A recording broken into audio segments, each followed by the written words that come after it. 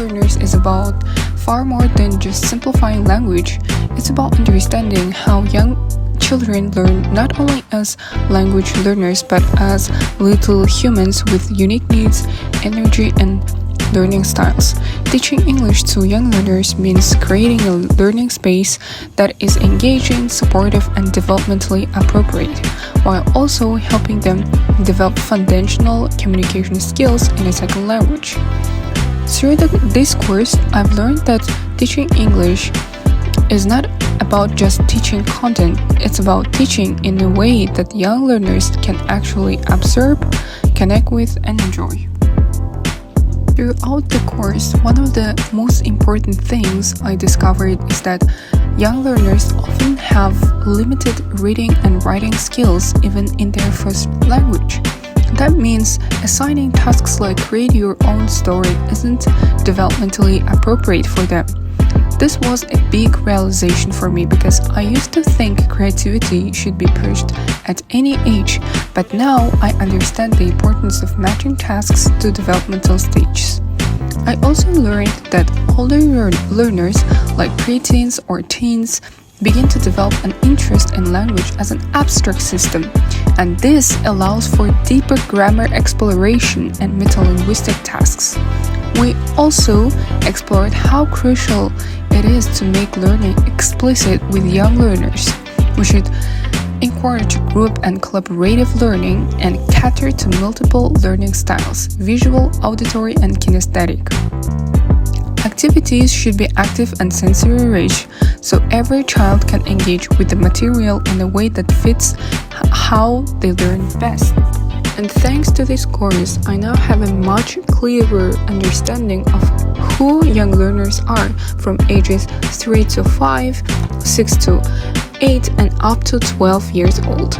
I've learned how different their cognitive and social development is and how that directly affects the way we teach them. Methods I learned during the course was the silent way approach. It really stood out to me because in this method, the teacher talks less and students are encouraged to discover and learn on their own. I like how it focuses on student autonomy and critical thinking. It reminded me how powerful it is to give students space to explore and take charge of their learning. My micro-teaching session was a great learning experience. In hindsight, I missed some important techniques. For example, I didn't use choral drilling, which is essential for pronunciation practice and building classroom rhythm. That taught me how easy it is to forget the basics under pressure and how important it is to plan for these moments. Another thing I learned was about using authentic materials. I discovered that we're supposed to use real course books like Family and Friends, and if we want to create our own tasks, we should only change around 10% of the original structure. This guideline helped me realize the value of consistency and scaffolding in structured language learning. During this session, one of my biggest challenges was time management. I planned too much and couldn't finish in the 10-minute limit. It made me realize that simplicity and clarity are better than trying to cover too much content at once. Also, for the warm-up, I mistakenly chose a lullaby song, which made the energy in the room too low. From that moment, I learned how important it is to start your lesson with something fun and energetic, especially with young learners who need movement and excitement right from the start.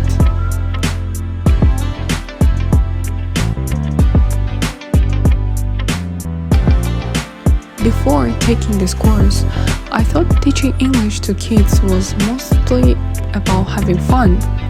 But now I understand there is a science behind it.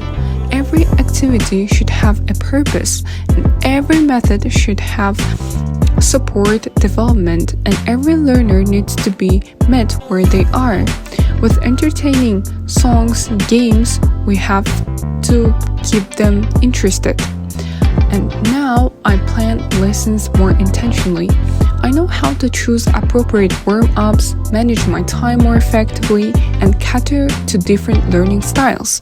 And most importantly, I've started thinking from the learner's perspective, not just the teacher's. This course gave me the tools, theory, and confidence to actually step into a classroom and teach young learners in a way that is both joyful and effective. It's been a journey of not just learning methods, but transforming how I think about teaching entirely. In conclusion, this course has helped me grow not only in knowledge, but in practical teaching ability and mindset.